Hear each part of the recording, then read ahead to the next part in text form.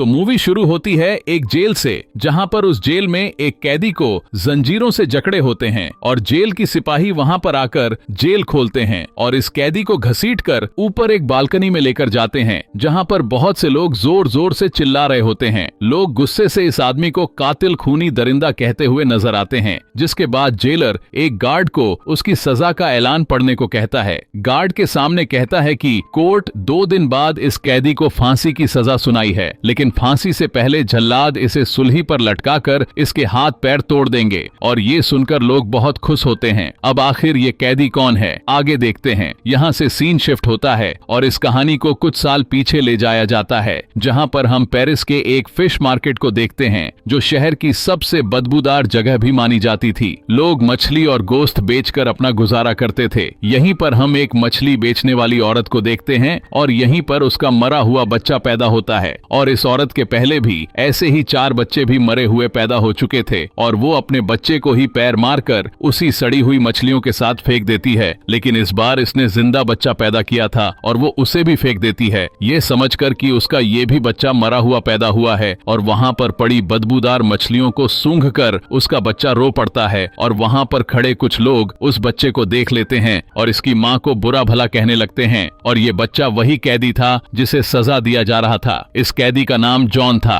इसके पास 2 खूबी थी, एक ये कि इसकी नाक ऐसी थी जो सूंघने का काम बहुत तेज था, और दूसरा ये कि जब भी कोई उसे दूर करता था उस शख्स की किसी न किसी तरह से मौत हो जाती थी। जैसे कि इसकी माँ जो इसे पैदा करते ही फेंक देती है तो उसे फांसी की सजा दे दी जाती है और जॉन को एक औरत के पास भेज दिया जाता है जो सिर्फ पैसे के लिए बच्चों को पालती थी। लेकिन यहाँ पर कुछ बच्चों को डर होता है कि इनकी जगह न छीन जाए। वो बच्चे जॉन को मारने लगते हैं, लेकिन वो औरत आकर जॉन को उस बच्चे से बचा लेती है और इन बच्चों को मारने लगती है। और यहाँ की हालत देखने के बाद जॉन 5 साल तक कुछ बोलता नहीं, लेकिन वो सूंघकर चीजों का पता लगा लिया करता था। अब 13 साल की उम्र में वहाँ पर जगह न होने की वजह से वो औरत जॉन को जानवरों के खाल को खरीदने वाले आदमी के साथ बेच देती है। जैसे ही जॉन वहाँ से जाता है तब वहाँ पर कुछ चोर उस औरत को मारकर उसके सारे पैसे चुरा लेते हैं और वहाँ से भाग जाते हैं। और जिसके पास जॉन बेचा गया होता है वो शख्स जॉन को बहुत काम देता है और उसे लेकर एक बार शहर भी जाता है, जहाँ पर जॉन बदबू के अलावा भी कुछ अच्छी खुशबू का भी मजा लेता है। जॉन सामान छोड़ने के बाद एक दुकान को देखता है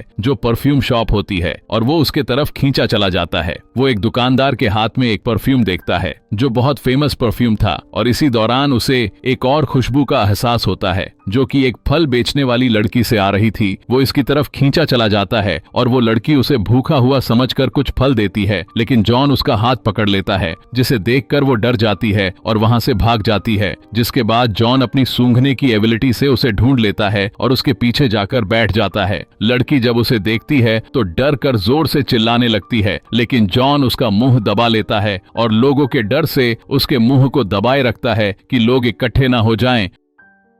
और जैसे लोग वहां से चले जाते हैं तब जॉन उस लड़की के मुंह से हाथ हटाता है, तब वो लड़की मरी होती है और उसकी खुशबू आना भी बंद हो जाता है और जॉन हैरान रहता है कि इसकी खुशबू कहाँ गई। जिसके बाद हम एक और आदमी को देखते हैं जो पेरिस शहर का बहुत ही फेमस परफ्यूमर था और शहर में नए परफ्यूमर के आने के बाद उसकी दुकान की बिक्री कम हो चुकी थी और वो दूसरे परफ्यूमर की कॉपी किया करता था। और उसी रात जॉन बकरे की खाल की डिलीवरी की सिलसिले में उसकी शॉप में जाता है। वो तरह तरह के परफ्यूम को देखता है। वो बालदेन ही के जिस्म से आ रही खुशबू को सूंघ कर कहता है कि वो इसके लिए वैसा ही परफ्यूम बना सकता है और बालदेन ही उसका मजा उड़ाता है। और जॉन अपने एबिलिटी के पावर के बारे में बताता है और अब बालदेन ही इसे एक और मौका देता है, जिसके बाद जॉन उसे एक और परफ्यूम बना कर देता है जिसे सूंघ कर उसे अमोर एंड साइक की खुशबू आती है और ये बहुत ही फेमस परफ्यूम था। और इसे सूंघ कर बालदेन ही को अपने गर्लफ्रेंड की याद आ जाती है और ये सब देखकर हैरान रह जाता है। जॉन उसे बताता है कि मैं इससे भी कई ज्यादा अच्छे परफ्यूम बना सकता हूँ। मतलब कि जॉन के पास बहुत टैलेंट आ चुका था। जिसके बाद वो जॉन को उस चमड़ी वाले आदमी से खरीद लेता है और इसी रात वो खाल वाला आदमी शराब की नशे में नदी में डूबकर मर जाता है। जॉन की वजह से बालदेन ही और उसके परफ्यूम पूरे शहर में काफी फेमस हो चुके होते हैं और वो जॉन को अपने परफ्यूम बनाने की तरीके सिखाता है। वो जॉन को बताता है कि हर परफ्यूम के 3 सेट होते हैं और हर सेट के 4 अलग अलग खुशबुएं होती हैं हैं, यानी कि टोटल 12 और 12 खुशबुओं को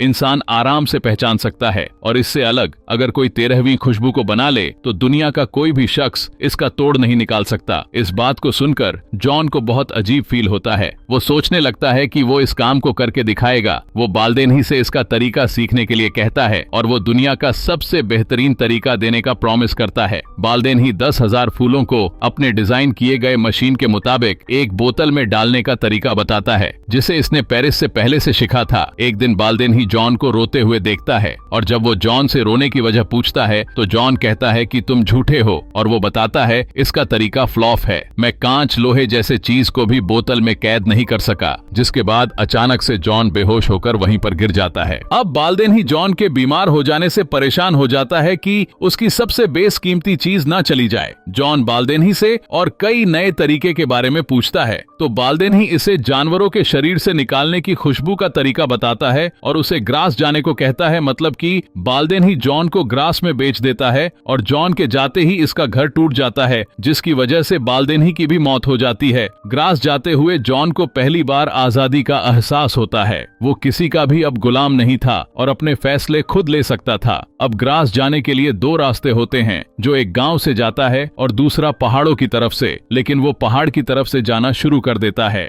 रास्ते में उसे एक जगह मिलता है, वहाँ पर वो आराम करने के लिए रुक जाता है। जॉन उस जगह पर आराम से सो जाता है और वहीं पर कई दिन गुजारता है। एक दिन इसे वही फल वाली लड़की का सपने आते हैं। जॉन अचानक से उठ जाता है और शरीर को सूंघने लगता है, लेकिन इसे कोई भी खुशबू का एहसास नहीं होता। जिसके बाद वो बाहर बारिश में जाकर नहाता है। तब उसे एहसास होता है कि उसकी अपनी तो कोई खुशबू ही नहीं है। अगले सुबह होते ही वो ग्रास पर जाने लगता है और रास्ते में वही खुशबू आने लगती है जो फल बेचने वाली लड़की से आ रही थी। वो देखता है कि एक बहुत प्यारी लड़की एक बग्घी से आते हुए नजर आती है, जिसे देखकर जॉन उसका पीछा करने लगता है और ग्रास में आ जाता है। इस लड़की का पीछा करते हुए जॉन एक महल में चला जाता है जो वहाँ के एक अमीर शख्स रिचेस का होता है और वो खूबसूरत लड़की लॉरा इसकी बेटी होती है, जो कि पूरे ग्रास शहर में सबसे खूबसूरत लड़की भी थी। ग्रास में जॉन एक औरत के अंडर में काम करता है और इस औरत का पति जॉन पर पूरी नजर रखता है। जॉन इनके पास रहकर जानवरों के चर्बी से खुशबू निकालने के 2 नए तरीके सीखता है और पहले तरीके का इस्तेमाल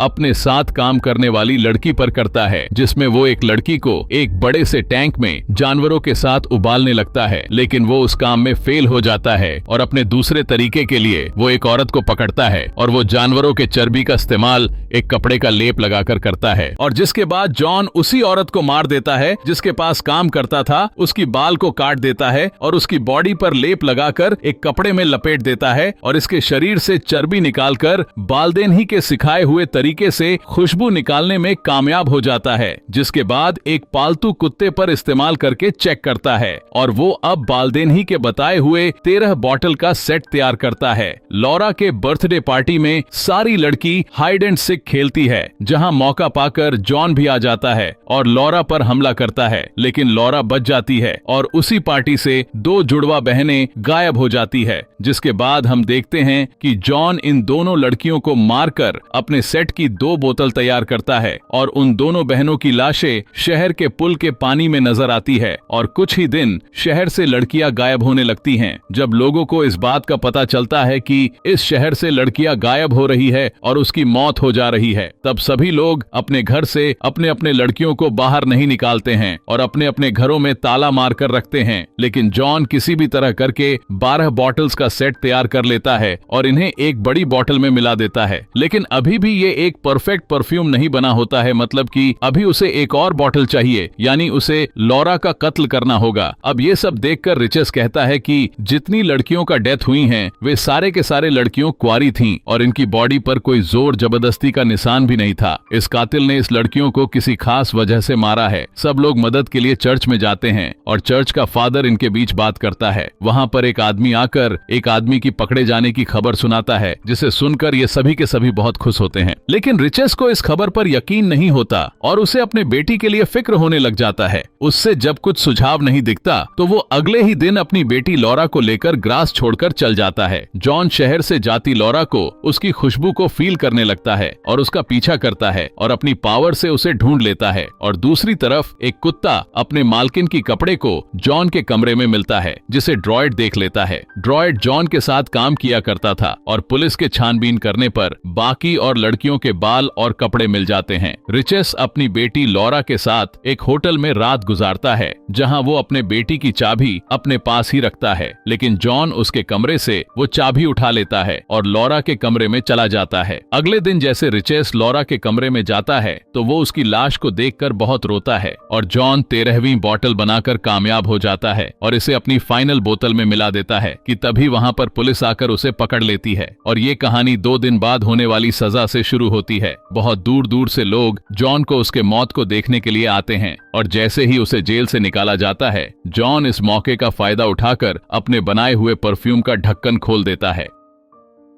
जैसे ही सारे लोग जॉन का इंतजार करते हुए खड़े होते हैं कि तभी सभी लोग देखते हैं कि जॉन एक राजकुमार की तरह गाड़ी से उतरता है और जल्लाद की तरफ बढ़ता है, लेकिन जल्लाद उसकी पैर पर गिर जाता है और रोते हुए जॉन को बेकसूर बताता है। अब जॉन एक रुमाल पर अपने बनाए हुए परफ्यूम को लगाता है और हवा में लहराने लगता है, जिससे वहां खड़े सभी लोगों को स्वर्ग का एहसास होने लगता है और सभी लोग उसे फरिश्ता कहने लगते हैं और जॉन खुद को लोगों का मसीहा समझने लगता है और अपने रुमाल लोगों की तरफ फेंक देता है और कुछ ही देर में सभी लोग, छोटा बड़ा अमीरी गरीबी, सारे लोग इन सब बातों को भुलाकर आपस में प्यार करने लगते हैं और जॉन को यह देखकर सच्चे प्यार का एहसास होता है और वो फल वाली लड़की को याद करने लगता है और सोचने लग जाता है कि काश वो उस लड़की को ऐसे ही प्यार करता तो वो उसे अपना बना लेता। वो ये सोचकर उदास होता है और रोने लगता है। तभी रिचेस तलवार से जॉन को मारने के लिए आता है, लेकिन इसकी खुशबू के आगे